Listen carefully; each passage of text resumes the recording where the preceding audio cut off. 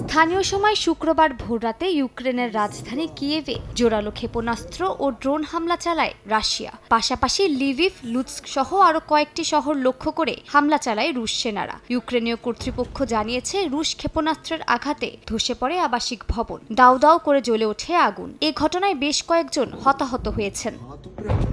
এ হামলার পরে এক বিবৃতিতে রাশিয়ার প্রতিরক্ষা মন্ত্রণালয় জানায়, রাশিয়ার বিমান ঘাঁটিতে ড্রোন হামলা এবং রেললাইন বিস্ফোরণ সহ ইউক্রেনের সাম্প্রতিক সন্ত্রাসী কার্যক্রমের জবাবে পাল্টা হামলা চালানো হয়েছে। স্থানীয় সময় শুক্রবার রাশিয়ার বেলগরদ অঞ্চলে একটি ডিজেল লোকোমোটিভ লাইন চ্যুত হয়। অঞ্চলটির গভর্নর জানান, রেল লাইনের নিচে পুঁতে রাখা একটি বিস্ফোরক ডিভাইসের কারণে রেলপথ ক্ষতিগ্রস্ত হয়। এর পেছনে ইউক্রেনের হাত থাকতে পারে বলে সন্দেহ রাশিয়ার।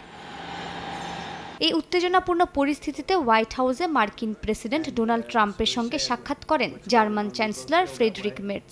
রাশিয়া ইউক্রেন যুদ্ধ প্রসঙ্গে ট্রাম্প জানান, দুই পক্ষের মধ্যে রীতিমতো রক্ত স্নান চলছে। প্রতি সপ্তাহে 5 থেকে 6 হাজার সেনা মারা যাচ্ছেন। বলেন, কখনো কখনো দুই পক্ষের মধ্যে এত ঘৃণা থাকে যেটা হয়তো কিছুদিন লড়াই করেই থামাতে হয়। এ সময় তিনি পুতিন ও জেলেনস্কিকে ঝগড়াটে দুই শিশুর সঙ্গেও তুলনা করেন।